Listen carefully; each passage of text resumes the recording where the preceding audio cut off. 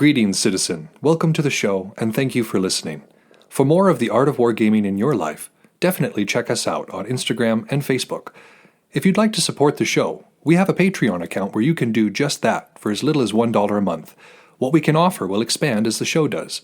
If you don't have extra funds but would still like to help us out, you can give us a like, share, or 5-star review wherever you listen to podcasts. Want to get in touch? Feel free to message us or hit up our email, artofwargamingpodcast@gmail.com. We look forward to continuing the conversation with you because we know the world is vast, with many different ideas on tactics and strategy that can be applied to the games we enjoy. You're listening to the Art of Wargaming on the Earworm Network.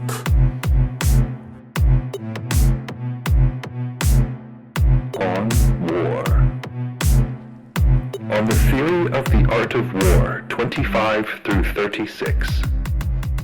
Welcome to the Art of Wargaming on the Earworm Network. I am your host, Yagma Lark, and it is good to have you back in this new year. We are looking forward to hopefully being able to expand once again, depending on what the world landscape and the virus pandemic thing looks like. We got a lot of exciting things planned for this year, but that, of course, is dependent on many things, much like military science and activities themselves. Trying to correctly predict the future is something that only charlatans claim to be able to do, in my opinion. There's too many probabilities on what's going on. So let's get down to brass tacks. Apart from a nice little rester that we just had, being able to kind of take a load off during the darkest time of the year, we were not able to get down to Bifter, or Battle for the Ring, sorry.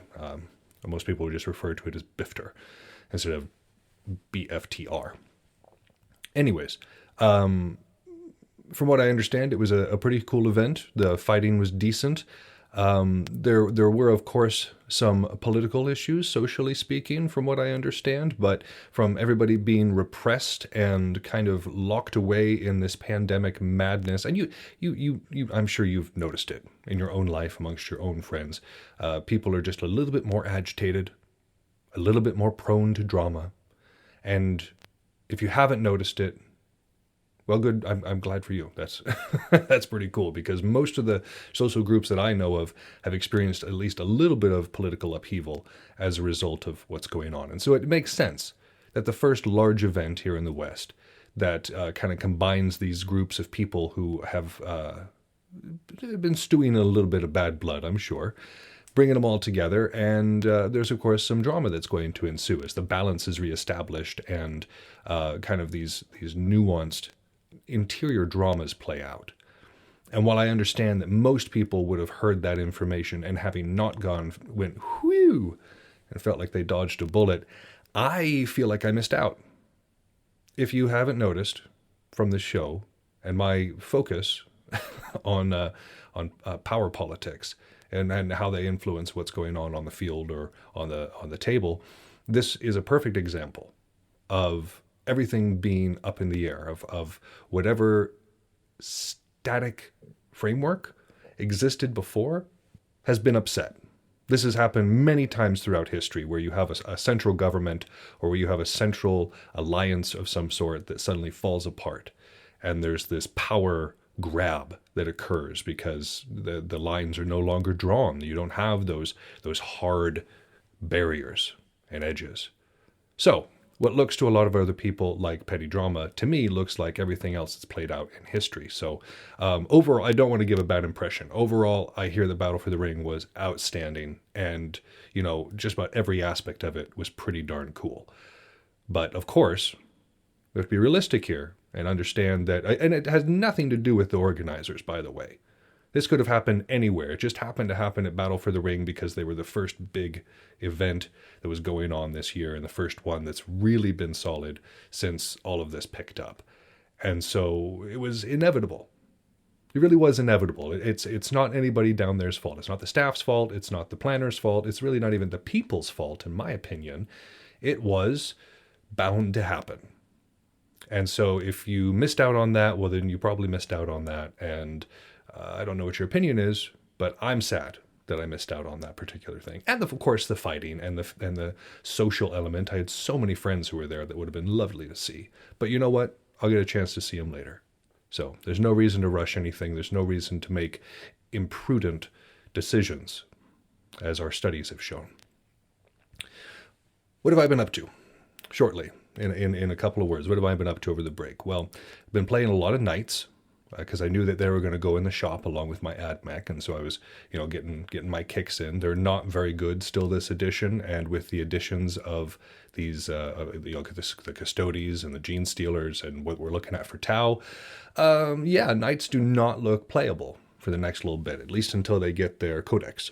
So I am, of course, not playing them at the moment. They are in the shop with my AdMech, and so I'm going to be focusing on Gene Stealer Cult and Dark Angels, but primarily Gene Stealer Cult, because I don't know if you have looked at the Gene Stealer Codex at all. I'm sure those of you who are Gene Stealer players are hopefully as giddy as I am over it, but this Codex is outstanding. It keeps some very, very, very good mechanics that make the Gene Stealer Cult what they are, the kind of unique ambush-oriented faction within this game of 40K, and it also brings in a lot of new elements. The things that make it good and the new elements that kind of give it additional flavor are really awesome. They balanced out a lot of stuff that needed balancing, brought up some stats and abilities that needed to be raised, and overall, I'm very glad with the Codex. The point values are very reasonable, and the weapons and tactics and strategies that are involved there are really tempting, and I'm very much looking forward to using them more. I really like the way that they set up making your own cult, like the rules that are there, because a lot of those are preferable. The actual cults themselves, this is unlike most other codexes. Like, if I was going to play just bland Space Marines over playing Dark Angels, that would be silly. Because even though there are cool ways to make your own Space Marine chapter, when it boils down to it, playing an actual Space Marine chapter it works better, especially when you're dealing with something like Blood Angels or Dark Angels, where they have their own models, where they have their own abilities and kind of ways of playing. So it was silly for me to be using a Dark Angel army as anything other than Dark Angel, which me doing my Deathwing stuff definitely showed me that was beautiful. However, this Gene Stealer Cult is fascinating. So I'm going to be really digging into this and hopefully having some more stuff on the YouTube, some more videos on the YouTube. It's hard for me to remember to do that. It's actually far more involved. Like the videos themselves, of course, are like an hour and a half long. We're trying to get the time down on that. But the time that's involved in doing it, like we're at like 7 or 8 hours to make one video. And while I'm generally okay with that, that's the time of day / night that I'm awake, most other folks who work a 9 to 5 are not doing well during those hours. So at the moment, we're trying to figure out a way to do it quickly and well without destroying my guests. So we're going to figure that out, and we'll be getting back to you. Hopefully some good stuff coming soon. Unpainted models still, but that's just kind of the name of the game until they come back. And then you'll get to see my gorgeously painted Knights and my gorgeously painted AdMech, because TF does such a good job. And you will get to see it because I'll be putting it, of course, on the YouTube and on the Instagram. So, of course, I'll be pepping it up then too. Lastly, before we get started on this episode, something to look forward to, a proprietor of a blog or magazine from the DC area had reached out to me about being on the show. And so this is Jason from Military Miniatures. And they've got this cool periodical that comes out, and he's going to be coming on to talk with us about that and the way he approaches wargaming and kind of, help each other out a little bit. So more on that as it comes up. It's just kind of an exciting development moving forwards. But I think that's everything that I can possibly gush about from this last little bit. And you have come here for a specific reason, so let's get down to it. And we're going to discuss on the theory of the art of war and kind of what this section means, which is the means of the means.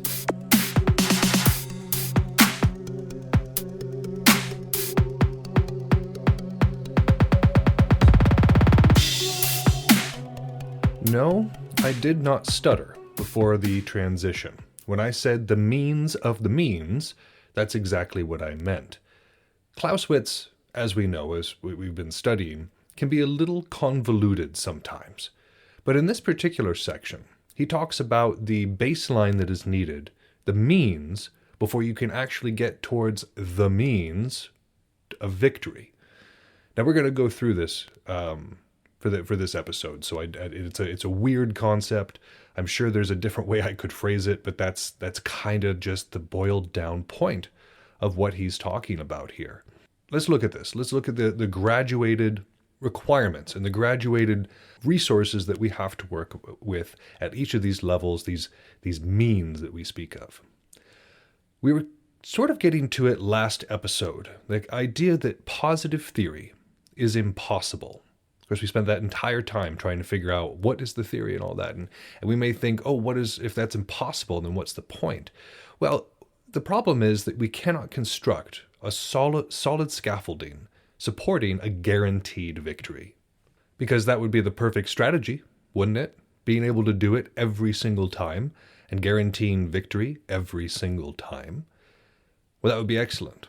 But unfortunately, that's not the way the world works. The world throws a lot of things at us that we do not expect.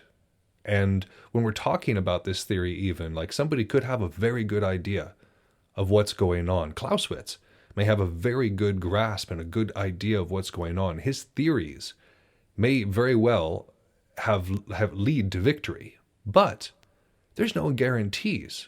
Even amongst that theory itself, I believe we've discussed this before, that there's no guarantee that we are reading this theory and interpreting it the same way that Clausewitz would, or the same way that he even intended.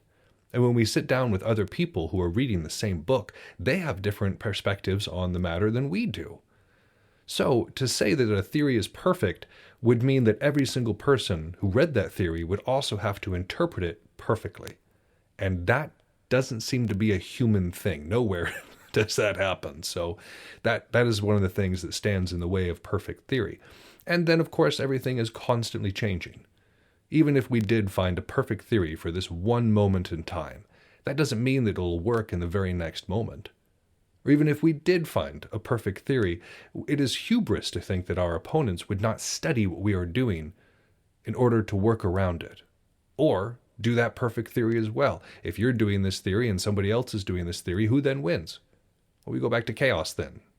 So positive theory is impossible when we're talking about a guaranteed victory. If that is our object, then we can't.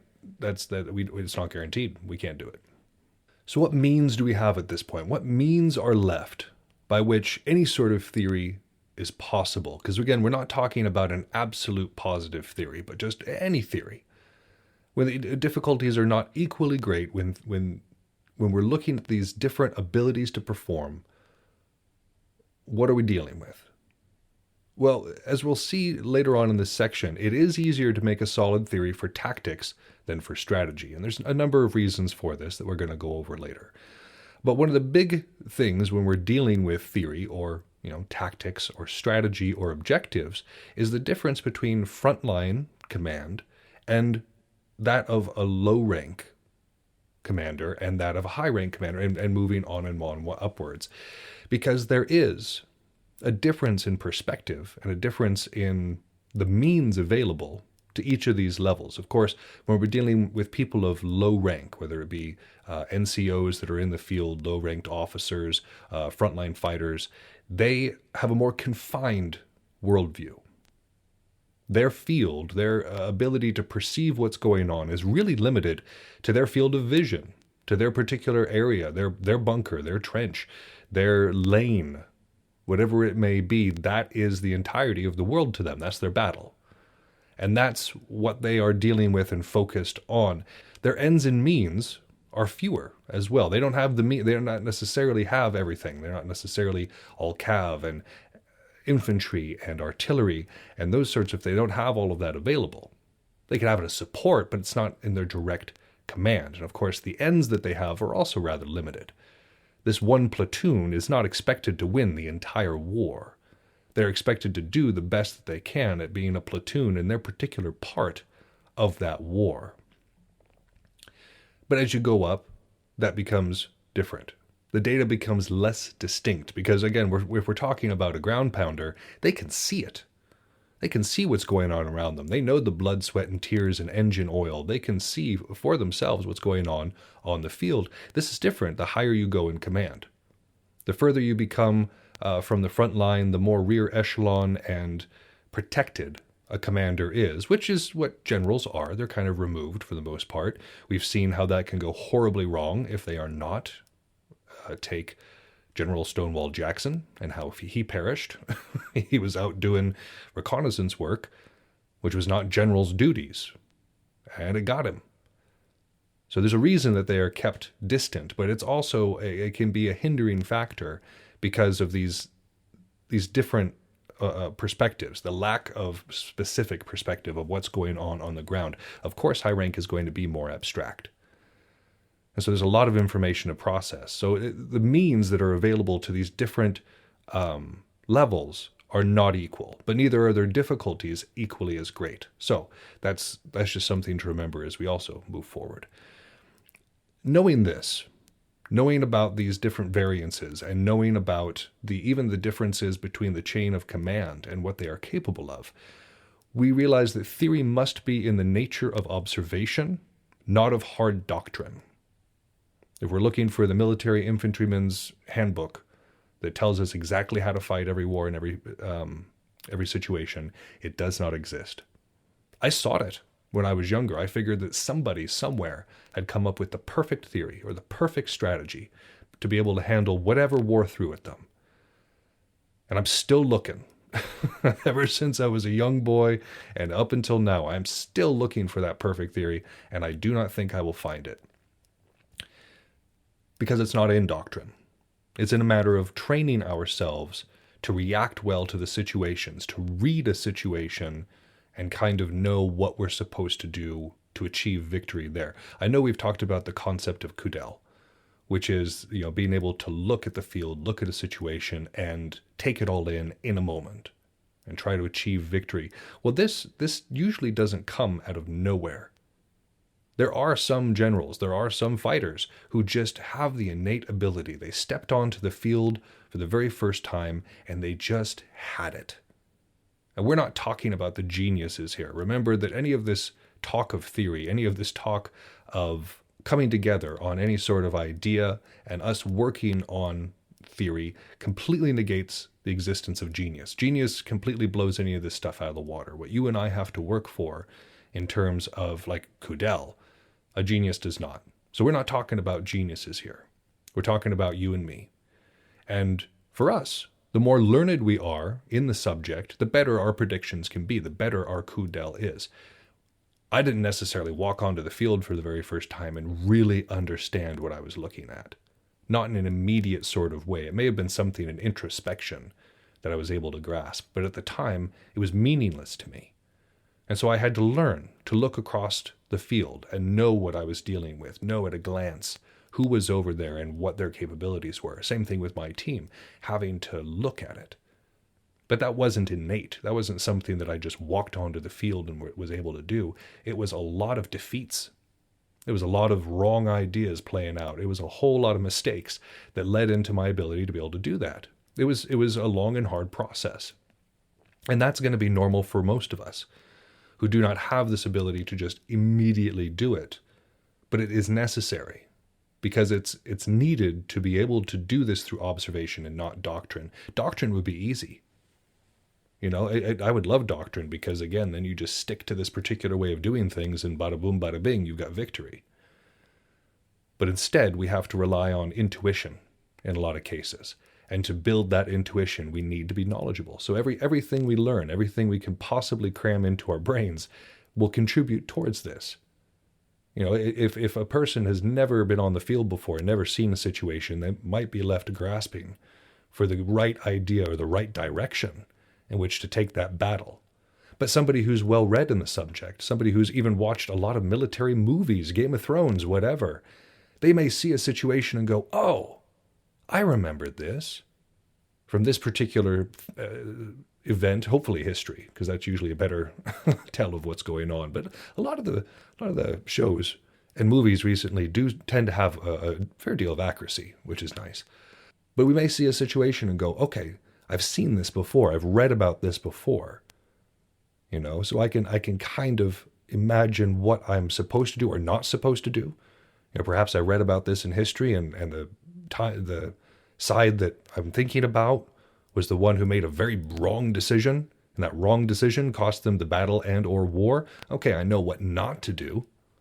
Not necessarily know what exactly to do, but being well learned helps us very much know what not to do, and kind of gives us an ability to be predictive because we understand the limitations. We understand the boundaries of what we're coming to expect. It's not just everything, infinite. It's been narrowed down, which is nice. So what we're looking for then are common sense broad maxims rather than an algebraic equation. Like we said, you don't just put in information and then suddenly comes out the solution.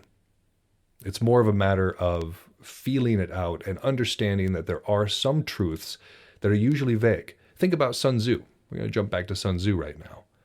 And even though Clausewitz has had nothing nice to say about the man, there is something to say about his maxims. They are widely applicable.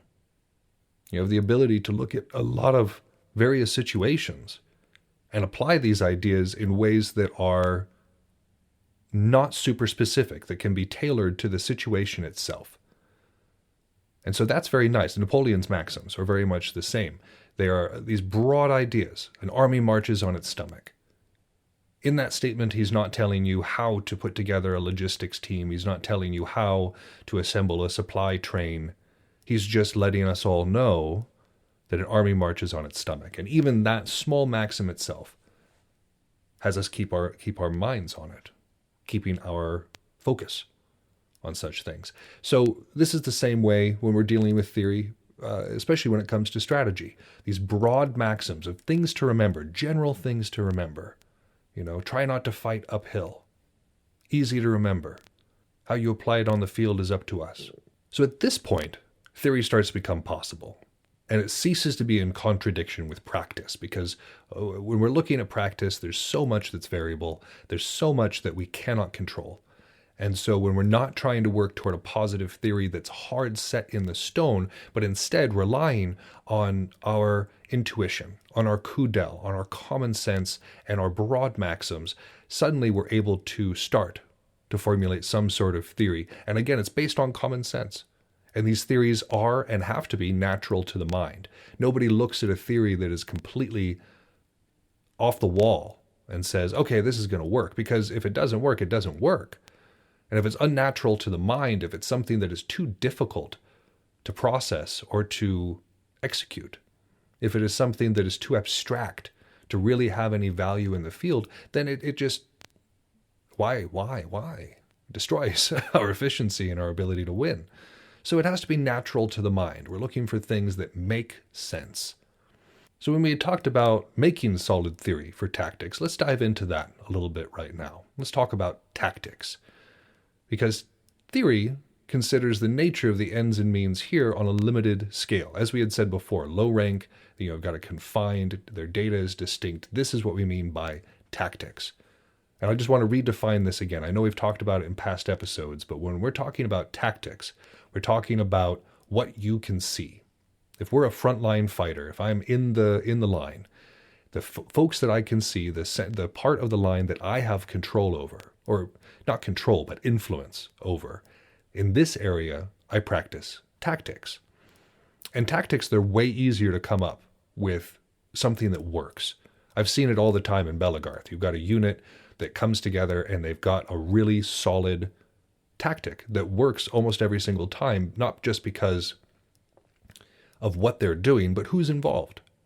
There's certain units that have a very strong center, and when they're working together with their defense and their polearms and their archery, that strong center is formidable in of itself.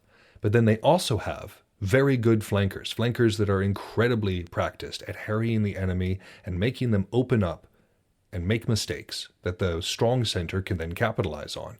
When a team is able to do this, tactically, they can make it work quite often.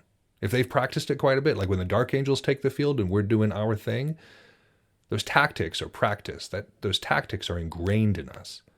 And so if it works, it works. And can we come up against something where that tactic doesn't work? Absolutely. Absolutely. There's always a hard counter to what you do.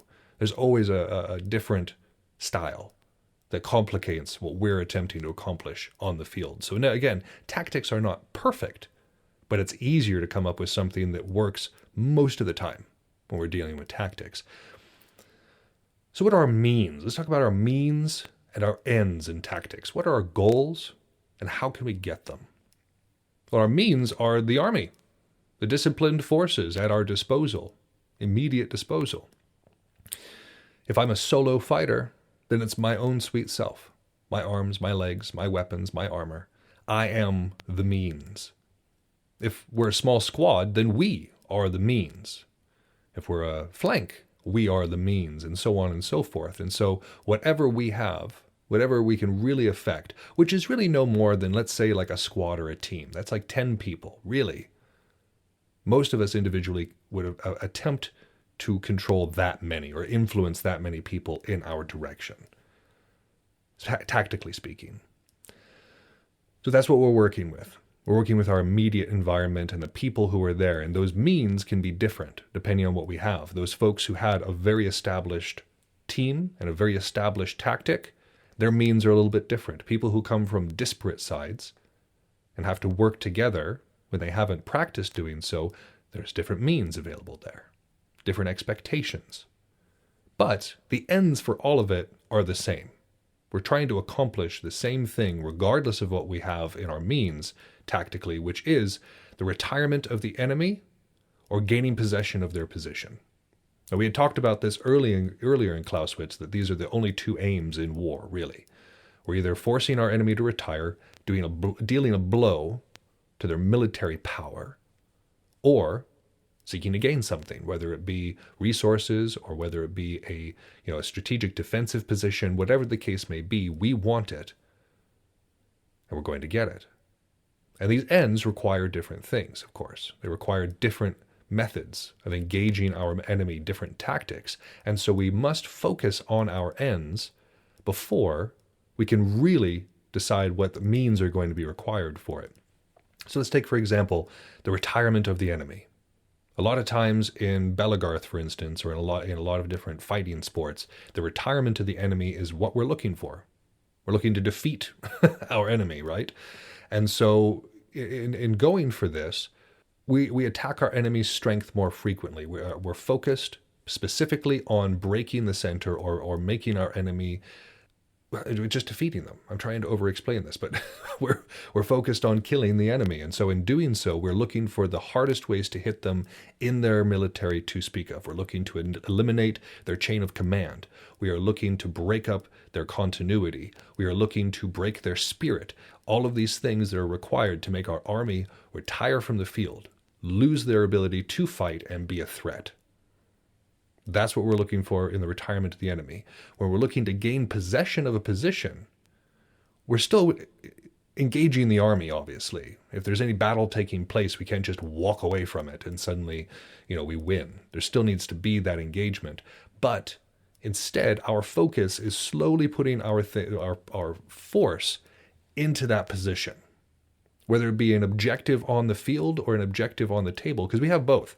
A lot of times in intellectual wargaming or in physical wargaming, there will be an objective on the table or an objective on the field that is not related to destruction of our enemy. It's just something to hold, a position that we either get points for or that we get something awesome for, whatever the case may be. That is the objective. Much like in real battle, throughout much of history, the reason for a battle is not necessarily always, or really even most of the time, to destroy the enemy. It's usually to get something, to take possession of a castle, a city, whatever the case may be. So, but it makes a difference. It makes a difference how we approach the situation depending on how many things there are to gain, positions there are to gain for our possession, or the strength of our enemy. All these things are going to influence our tactics. And we're going to be discussing that ad nauseum later on in the book. There are some other circumstances that are pretty consistent.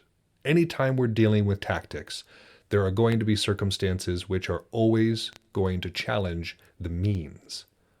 The first one is the ground, or the terrain. Where are we fighting? What is the field like?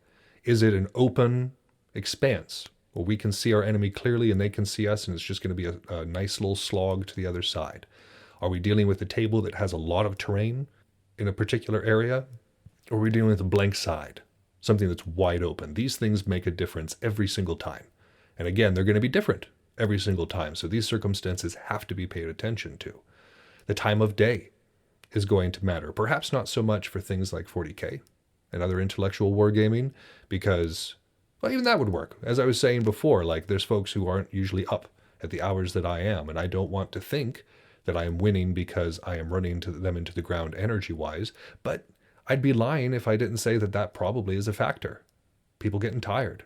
I'm not doing it on purpose. It's just, when I'm available and when they're available. But that time of day does matter. And it really matters when you're dealing with on-the-field fighting. The angle of the sun, very important. The temperature, very important. Of course, visibility, very important. Time of day, very important. And then there's weather. Any sort of weather. If we're dealing with wind, wind is going to shift what we're doing on the field. And again, when we're speaking of tactics, this is mostly going to be physical wargaming. Tactics, when it comes to intellectual wargaming or something that's on the tabletop, is like this unit against this unit. That tiny, small engagement that isn't necessarily personal. We are not that particular Imperial Guardsman who's locked in combat with a Termagant. We're in command of the overall battle. That's only a small section of what's going on. But for those of us who are right in close, that's where tactics take place. So in physical wargaming, wind is a big deal. It throws off our shots. It can pull at our different positions. It, of course, can spray up things like sand or water. So wind is a definite factor. Rain is a factor. It can make the field slick. Again, it obscures vision. And then he very much stresses the existence of fog. Recall that this is the man who coined the term fog of war, but in this particular case, he's not talking about the hazy data cloud that exists outside of our, limited actual intelligence or limited actual data, but in this case, actual physical fog.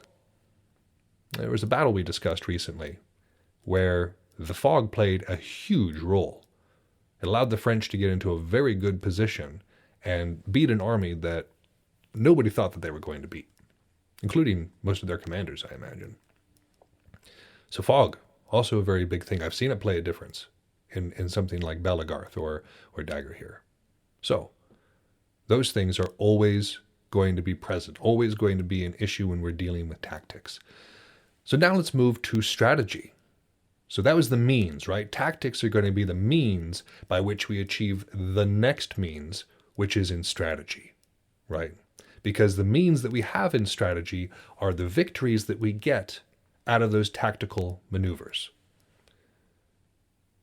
In something like Belegarth, when we're on the field, just because I win in my flanking maneuver doesn't mean that those attacking the center or the other flank were just as successful. We tactically may have done well, but overall the strategy may have failed because something went wrong in other sectors. So strategy is dependent upon many different things. It's of course dependent on the general restrictions that we have discussed previously, but it is also very much restricted to what means they have through these various tactical victories or defeats.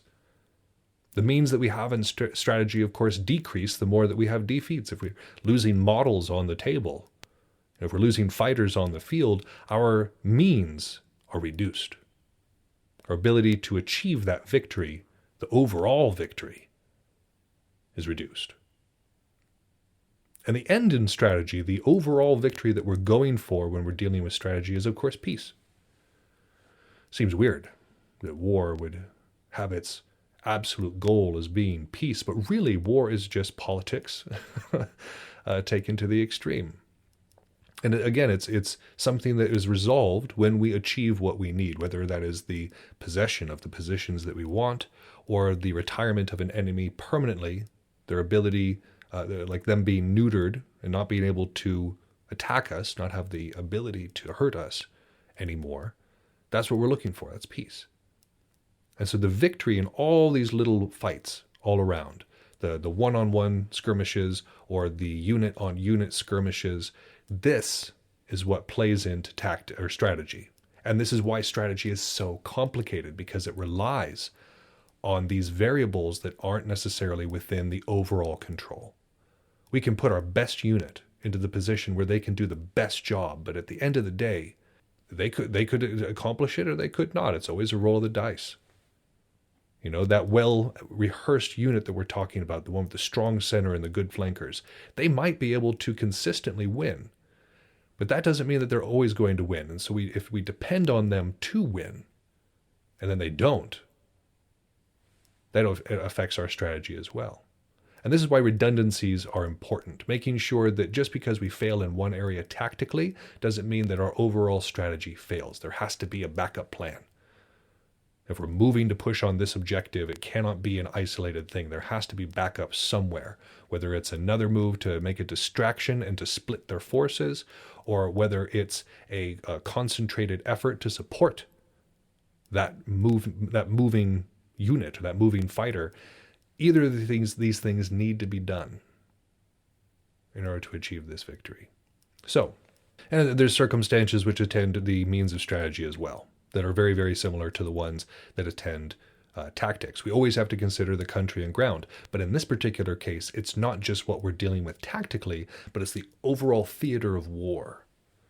It's not just the one island in the Pacific campaign of World War II. It's the entirety of the South Pacific, right?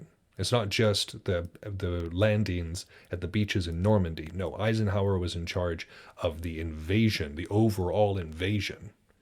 Not just the one beach, like Omaha Beach, but the entirety of the zone going into it. These things make a difference. And each of those victories, the victories of the airborne or the losses of the airborne, the victories at the various beaches or not, influence the overall Allied strategy. And this makes sense, but it's something that really should be thought about. And again, when we're looking at the board or at the field, redundancy. Time of year is important as well for a number of reasons. One, the weather. You may have seasonal issues, special seasonal concerns like frost or, again, more rain. We might have, and when we're dealing with real war, if we're dealing with history, the different seasons are going to present different harvests as well. If you're moving around and there's no harvest, if we can't get any food from foraging, that's going to limit our options massively. And this is why most armies back in the Wen would have wintered. They would have gone in and made sure that they were tucked away for the winter. But sometimes we can use these limitations. Sometimes we can use even these circumstances to our advantage. We can use them to form new means and new ends. A good example of this would be the crossing of the Delaware during the American Revolution. Leading up to that, the British were doing extremely well. The Continentals were not doing as well at all in the field. They were not as practiced as the Redcoats were. And so conventional tactics, conventional strategy was failing. So what did they do? They looked at a place, the Hessians, of course, were wintered. Their guard was down. Hitting them would be a large tactical win. And to do so, they had to cross the Delaware. The Delaware was choked with ice, which limited it. We're talking about means being very limited. It was winter, and there was a small force, a small kind of scrappy force that was being beaten by the elements. But it was because of these limitations that Washington succeeded. It was because of these limitations that the Continental Army succeeded. I mean, if they had fallen into the river, if an alarm had been raised, obviously that would have gone wrong. But part of the reason, a big part of the reason for the American victory in that particular engagement was because of using these new means, these circumstances, to their advantage, operating outside of the normal medium in order to achieve the victory.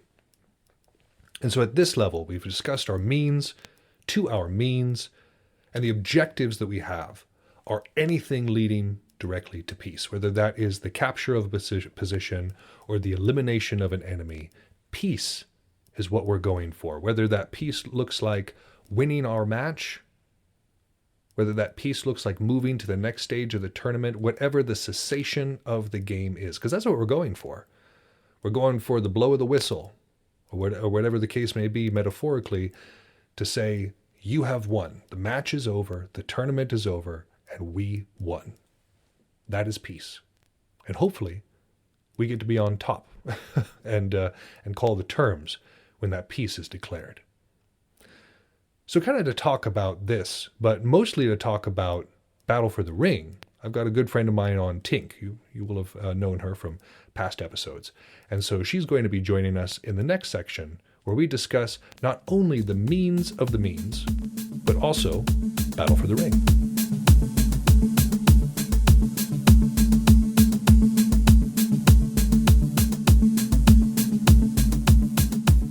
Here to talk with us today about the idea of chaos, being prepared in the broad sense, and the most recent event, Battle for the Ring, we have my good friend and longtime friend of the show, Tink. How are you doing, Tink? I'm doing really good. How are you doing? You know, I'm doing great, and all the better for being able to talk to you. We were able to speak the other night when this was all still fresh, but, I mean, this is only 2 days after the event ended, so you're still pretty, you know, it's in your mind, right? I would say pretty fresh. I'm not gonna lie. Got some good sleep, so a lot more's coming back to me than initially there. But yeah. Yeah, when I first saw you coming back, I was speaking with you over the video chat, but I could smell the campfire coming off of your hair. You know, it was just, it was very odd. Like, I love that look. I love rolling back in and just looking at myself in the mirror and being like, you were outside for prolonged periods of time. So. Oh yeah, just got some good sun. That was really nice. I work inside a lot, so it's really nice to see some sun. But also was really great to, like you said, get a little extra campfire in my soul. Everything still smells like campfire. I swear, I think my clothes hold on to it a little longer. I know definitely my sleeping bag. I went to roll it out to, wash it, and I was like, I don't want to lose that smell. It smells so good because it's just in everything. No, I love it too. And hopefully with the season getting a little bit brighter and a little bit more safe, we can all start experiencing that a little bit more as well. But to kind of address that elephant in the room, one of the trials of putting together an event of that size is the idea of keeping things safe, especially during this time of COVID. Like normally, of course, there's the event crud that everybody kind of goes home with, but it's different when it's something kind of endemic and dangerous as COVID is. So we know that Clausewitz failed to take cholera seriously and paid the price for it. But from everything that I'm seeing, there were several hundred people at Bifter, and I'm only hearing that a couple of people came back and tested positive, and nobody even knows if they got it at the event. Right? Is that correct? Unfortunately, there have been actually a few people who have come back positive, and some of them tested during the event, some of them tested within the last few days of us recording, and unfortunately that could mean that they were exposed during travel, before the event, or could possibly be at the event. Either way, they have been incredibly diligent about communicating with the individuals involved and communicating with the event staff and coordinators. The coordinators have officially made a post and are doing their best to communicate and contact trace with any and all information that they have, which is really, really great to see. The event coordinators took a number of measures before we came to site and have taken a number of measures while we were there, even as far as command stripping, mini hand sanitizer bottles in as many places as they could. Like, that was really great to see. And now they're doing their best to hopefully keep everybody informed. So if they need to be isolated, they can isolate, or test if they need to test. Well, yeah, and it would have to, because for the numbers to be as controlled as they were, especially with a community such as ours, there would have to be a lot of those measures in place.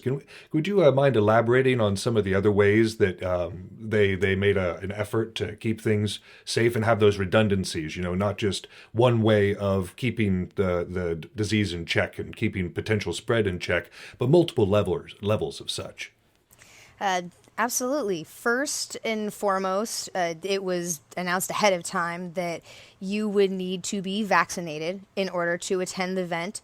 And if you were unable to be such, as in you were not of age, you were perhaps a child of a fighter who was coming to the event, that there would, be a special area to which that you would be actually camping in at the event.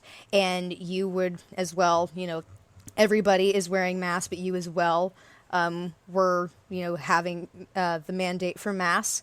And there were a number of measures as soon as you got onto the site. As soon as you got onto the site, our check-in is called Troll. So once you got to our check-in, you had to present your vaccination card as well as your ID upon form of entry. And even if you paid ahead of time, you still had to show your vaccination card and ID. And if you, for some reason, could not, then you would unfortunately be denied entry to the event. That was the very first entry level measure. Upon, actually walking out to the site, it was really great to see, people who were sparring, even 101, wearing masks. That was absolutely wonderful. Even individuals who were casually walking around were wearing masks. And yes, the masks were a variety. Some were wearing, decorative cloth masks over, their N95 or hospital masks. But everybody had some form of covering, which was really great to see. And still in the spirit of, what we do, which was really great. Our vendors had signage. The event had signage as well. And like I said, there were sanitary stations, not only places where you could get hand sanitizer, but there were also stations where you could physically wash your hands with soap and water. Yes, we had plumbing bathrooms, but it was really great to have the mobile sanitary stations where you could wash your hands. And we also had porta potties that were serviced and cleaned every day, which was great. It was phenomenal to see that the campsites were spaced out quite phenomenally, actually. And the number of campers within those campsites was not as many as we have definitely had in past years. I'm not quite sure of the number, but I'm not sure we surpassed maybe 415. I'm not really sure. I know somebody who came to the event and checked in, I would say maybe midday Saturday, and they were number 370. And that, I don't know if you can testify to, but is very small in comparison to 2020. Oh yeah, I mean BIFTR is a very large event and was only getting bigger by the year. If I recall correctly, folks were talking about potentially moving the site because it was becoming too numerous for the site that we were previously at. But of course, this year, I imagine that it was quite comfy. It was actually impressively spacious. I was really actually surprised, pleasantly so, to be completely honest. It was a trek to get from one side to the other because, again, we were very much spaced out. But it was really great to see people who even came from all over the states. We had people from the East Coast, Southeast, Northeast. We had a lot of people come in from all over, and they were willing to take precautions for themselves and the community. And if there was somebody who had, entered the field who was perhaps wearing a mask that was of the mesh variety, they were actually asked to exit the field and properly, adorn a proper mask. And then they could enter the field again. And they did so. They came right back, and they were properly wearing a mask. And it was great. There was no fight, there was no discourse, and so that was amazing. If there was somebody who was improperly wearing a mask, they were, again, told to leave the field, especially if it was a persistent issue, and I think that was only maybe one or two individuals, which, again, I don't know if you can attest, that's impressive in terms of, contestation from, individuals on the field. Oh, yeah. Oh, yeah, absolutely. So yes, it was really great. I really, in terms of what I could have expected and what we could have prepared for, I am very grateful for the event coordinators and all the messages, all the efforts that they did to make us safe for this event. And I think Clausewitz, on his deathbed bound with cholera, would probably look at the measures that were able to be taken at this event and perhaps think about his errors in not implementing them, at his time. Of course, they didn't have germ theory at the time, but no, that's outstanding. I'm glad to hear it. I know that we didn't make it down because of safety reasons, but I'm glad to know that other folks were safe at that event and that all those precautions were taken. Shifting topics a little bit here, a lot of times when folks have been away for a while and the communities have become more desperate or spread out in terms of not just space and people, but also in terms of ideology and practice, that when we come back to the field on a national level, that there's often an imbalance that occurs, whether it's, more reds and spears, like glaives and spears than normal, or more sword and board than normal. Did you notice an imbalance of this sort on the Battle for the Ring field? Oh, actually, that's actually very fair. Yes, there was actually quite a shift, I would say, in terms of field presence. I have been a part of this community since 2014. My very first Battle for the Ring being 2015, and since then you kind of have a taste for who is there, how many projectiles you might come across, how many, as you said, poles you might come across, how many shields you might come across. But when it comes to dealing with people who are on the field more than others, I feel like this time I saw a lot more range fighters, which is absolutely fair given, again, the circumstances of health and whatnot. I would say some people who perhaps this was their, I don't know, maybe even first time or, only first time at an event getting to use that weapon set. But I would say there were only, I don't know, I can count on one hand how many times I died to a physical blade and strike while I was on the field. I would say the rest of those times were either a javelin being thrown or a arrow killing me. So speaking of, I'm assuming that archers were one of the primary ranged units that you were dealing with in terms of trying to, just deal with? Yes, actually, that is, I would say, at one time, I believe I would see at maximum about 5 archers, possibly on each side. It was rather impressive. There are times where we have had 1 or 2, on each side, and that is a pretty average, I would say. When you start getting 3 and 4 on either side, those who do not have a shield start having a pretty rough day. And once you get past that, it's you start to get a what I would call a bit of a range / power imbalance, depending on how many other shields that you have. If you have enough shields to create some safety for those who do not have shields, then it might become less of an issue to have that many archers. But in this case, there were far more archers than there were, individuals or shields to protect. So in terms of, let's talk about ratio here, because I'm not sure that the listeners would know what a typical side would be.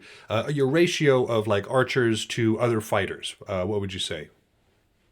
I would say there were 5, say we had 5 archers, 2 or 3 individuals with longer poles, maybe 3 or 4 shields. possibly less, usually less, and that was it. So that's like half and half right there. So that was our maximum day, I would say. That was our really, I think, good day. There were, if we could scale that up depending on the fluctuation, I'd call that the average of our good day. Okay. But I remember a couple of fights where there were only maybe 2 shields and 4 or more poles or no poles and archers. Possibly, 3 to 4 or more archers. Well, I assume from your tone in talking about these archers that you were a person who was attempting to go melee, yes? Yes. So, as a melee fighter, an experienced melee fighter, how does that proliferation of archery, that proliferation of ranged capability on the field change how you fight? It honestly depends whether or not I have protection. There was a point where I was lined up with another fighter who is a longer ranged pole fighter than I am. I'm a bit of a shorter ranged red user pole for our poles, and we had another pole user with us, but he had a shield on his back, so he could turn to avoid projectiles if they were thrown or launched at him. And to my left, I had a shieldman who was trying to protect all of us. Oh, Lord. And in that moment, you come to realize that you have to adjust your tactic of keeping your head on a not even swivel. It's more of a back and forth, I guess we can call it, and keeping track of any individual who possibly might have a throwable weapon while watching for somebody else who might have a pole. We had an individual with a pole who is very good at what he does. Even though he is and he's really great and we're really great, we are nothing to an arrow. So while we are trying to deal with melee coming in, stabs coming in, and possibly a javelin coming in, we have to also try and look behind that first line of attack to look for archers who may or may not be trying to sneak a shot from, a tricky angle or just blatantly step out and try to, shoot you head on. And that constant barrage of, I would say projectiles and attack very much puts you in a different headspace that you have to be incredibly defensive while not giving them any space to, come forward, and somewhat hoping that your team is going to do something really cool right, next to you, so you can, hopefully land a shot or two before that arrow comes in. Well, that this actually kind of is reminiscent of not only the time period we're studying, but also just kind of the rotation of history and the way that arms kind of are overcome by the next generation. The Clausewitz, of course, was living right at the beginning of the age of artillery, where artillery absolutely ruled the battlefield. Like you had infantry and cavalry who kind of maneuvered, but mostly just protected the artillery while they just hammered each other at a distance. And of course, moving in that no man's land between the artillery was a bad idea, like World War I showed, or even the Civil War. That no man's land was really a bad place to be. But do you know how that age of artillery came to an end? Oh, please tell me. The tank. I knew it was going to be good. And it's going to be the same thing here. That's of course, like when people start to return to the field, I have no doubt that balance will be restored. That pretty quickly the very competitive units are going to be like, all right, there's a proliferation of archers out here. Everybody get helms. Everybody get your big ass shields, and let us make sure that we have the tools to deal with what we got to tank up. So I'm sorry that you had to be there for the age of the artillery. But I imagine throughout the season it'll probably balance out again. I believe so. I believe, including myself, there are quite a few of us who are going to go forth and, as you said, make ourselves some nice new armor. Yes. Yes, outstanding. Yeah, and I'm a huge proponent of helms anyways. Like, even if I'm in my local realm and I'm just practicing and we don't even have archers or javelins on the field, I still will wear my helm because, people just, they throw random shots on occasion. A blue shot may go awry, a pole may come down in a weird area, and a helm is just that nice little bit of protection. I can actually very much appreciate that. Lord knows I've even had, like a weapon knocked out of somebody's hand, and it happens to just land funny, and you get a little kiss on the cheek, and I wish I was wearing my quote unquote face. But yeah, definitely looking into some torso armor to expand upon the belt that we are, building out. So definitely appreciative of the lessons learned on the field, and as you put it, in the age of artillery. Well, and as we were talking about, that helm is really important in the age of artillery to just make sure our noggins are protected. But also, and not just in terms of being at the home field and having that protection, but I think this season in particular, having a helm is going to be important because rust is going to be a huge issue. I know a lot of us started, breaking it off last season. I did. I started going back out and was fighting in the fall and in the summer and making sure that my form was at least somewhat copacetic to what was going on in reality. But I've had this winter. I've definitely gotten rusty, and I know a lot of other vets have too. And there's going to be that temptation. There's going to be that temptation for us to go out there and imagine ourselves at our peak. And not everybody is the Shies of the world. You know who I'm talking about, Shy. I'm talking to you. And he's managed to keep himself very fit. I'm on your Instagram, Shy. I see you. And I'm terrified to face this man because he's kept himself fit. He's kept himself good to go. But he's like the 5%. The rest of us, like myself, have expanded a belt size and have definitely lost quite a bit of muscle tone. So did you see any of that when you were out there? Did you see the vets kind of out there expecting themselves to perform at this level that they just aren't at anymore? Outside of in the mirror. Yes, absolutely. I have been fortunate enough within my plague COVID bubble. I have had some fighters, and we have been able to spar amongst ourselves individually. But that does not prepare you for those larger field fights. Oh, no. I can tell you that. Oh boy. But yeah, you definitely did see people who came out and tried to throw that shot that they've always thrown. And I swear I hurt myself. I really did. I got excited and I really thought I could do it. And and that's okay. Like, that tells me though where I need to work, and that's fine. And there were some other people who definitely did too, and we bonded over that good old pain motivator to just go get some water.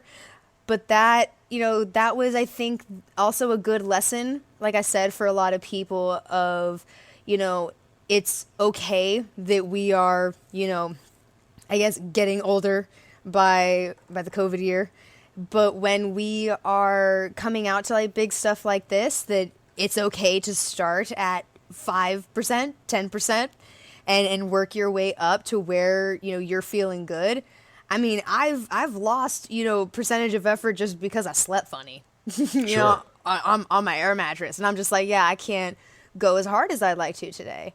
But it was, there were quite a few people, I think, who not only, recognized it in themselves, during the event, but I think there were, unfortunately, some people who, might not have realized it and hopefully will realize it after the event. But there was some frustration, I would say, and some people's fighting.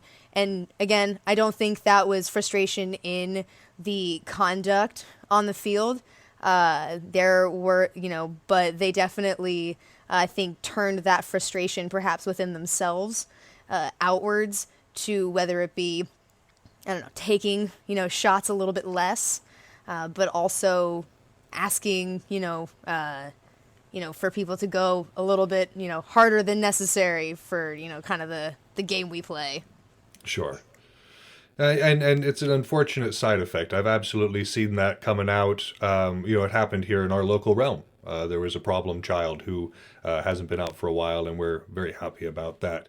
But, they would come out, and if they thought that they were supposed to be able to beat somebody, that they, in their mind, should be beating that person, well, yeah, they'd slough all sorts of stuff and hit that person way harder than they needed to be hit, proving the point of their superiority, even though within the game they had none of that superiority. And I imagine that, unfortunately, on the national field, we're probably going to see some of that too. Folks who are used to being on top, used to performing at a certain level, and have an expectation of being able to beat people, especially new folks. Vets take pride in being able to be vets and kind of rule the field. But, I'm going to be coming back, and I've been out of the national scene for 3 years. And there's a bunch of kids that have joined in those 3 years that still have rubber in their spines. So, there's a learning curve, and I have to expect that learning curve and adapt to it. It's not good enough for me to dig in my heels and say, well, these shots worked in the past, so I'm just going to walk through their shots until my shot works. Like, what's the point of that? What's the point of that? Generate salt, get kicked off the field? No, we got to learn. We got to grow with the times, Yeah, no, I completely agree. And I think, again, as we start to, as you put it, knock off the rust, I think some people will begin to, kind of come to remember that it's, we are at the point where we need to, like I said, adjust and, just reacclimate to the new kind of structure we're in. Again, like I said, there are things that shots I tried to throw that I cannot throw anymore, and that's okay. I just need to adapt to the new structure that is this, and the new spine that is this, and the new shoulders that are this. But I also agree that there are going to be quite a few people that are going to be surprised about some of these younger fighters coming in and doing good. But I will, let everybody in on a secret. It's kind of us, the broken vets, and those who, can't throw those shots anymore, who are, teaching those youngins how to do the thing and how to, and what shots to throw. And, I will absolutely confess, there have definitely been times where I've, let somebody know, hey, that fighter, if you ever see that fighter again, this is that one shot that I know that, is the only thing that I can do to, like, get that arm that could give me a fighting chance, any chance to possibly, win, a one-on-one with that person. And yeah, that's a knowledge we have to pass down. And I think hopefully everybody will be pleasantly surprised with that, and hopefully they won't take it as, an affront to themselves and just us trying to expand the game and, frankly, give us all a new challenge. We need some new blood, right? Absolutely, and I always like a challenge. Always if I just got to be perfect, if I got to the top and I was the best of the best for the rest of forever, that would be boring. That would be boring as heck. But having to put it like being One Punch Man, I've seen that anime. That guy is bored all the time because he's just the best. He can't help it. He's just the best. There's no struggle for him. And so I like that. I like having that little bit of struggle and making sure that life has the spice. Absolutely. I like you said, I want to be learning constantly, whether that be learning a new skill, whether that be learning a new piece of knowledge. I never want to be the best, and I also don't like being right, and I don't like wanting to, be like, oh yes, that shot will land. I know that's going to land. And you know what, if it doesn't, okay, you know what? I've got something to learn. And I love that. Hey, sometimes it's great being wrong. I love being wrong. God, do I hate being right. So I am so thrilled that, you also seek that knowledge and that, desire to, no, let's see if we can, figure this out. And like you said, have a little bit of a struggle. And I think it's a good headspace to be in, coming out of the pandemic. And if we think, again, that we're supposed to be the best or we've got these expectations, we're really just setting ourselves up for failure. So coming into this with a mindset of, we're kind of neophytes again. We need to relearn this. The basics, we need to be readdressed. We need to be reaccustomed to the realities of the field and how quickly it moves, and how these different styles from these different places, especially since, like we were talking about, they've had a chance to percolate in these different areas. Maybe SoCal has been more isolated from NorCal, is from Oregon, and these sorts of things, and these different smaller areas have developed. They still keep developing, but it becomes very different. And so when that comes together, the field is very interesting. And so we do need to approach it with an open mind and a willingness to learn. Yeah, and that's all we can really do to be prepared. And it, as we've very much, learned and experienced, it might not go to plan. We might have the plan. It might not go to plan. But as long as the backup plan is just to accept it and roll with the punches and be willing to learn, really all we can do. Very true. Very true. Well, Tink, I have absolutely loved this session. Talking with you again has just been a delight, as it always is. Well, thank you so much for having me back. It was absolutely wonderful, and I am so excited to talk to you later. Indeed. Well, we will definitely have you on again and look forward to it in the future. But for the rest of us, we are going to jump right back into where we were with the French Revolutionary Wars.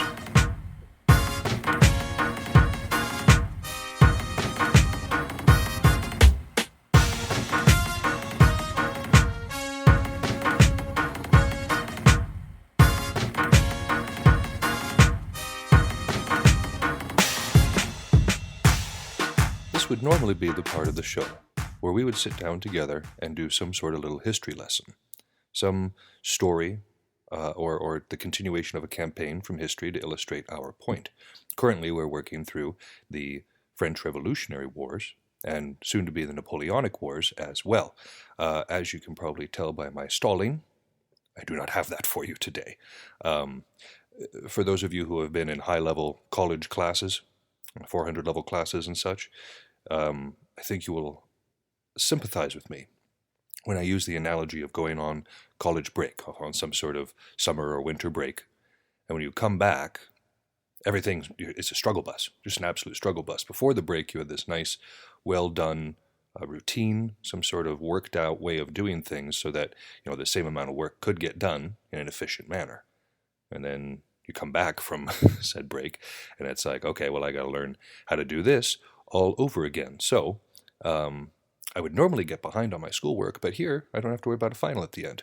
But suffice to say that this episode, we will not have that history section.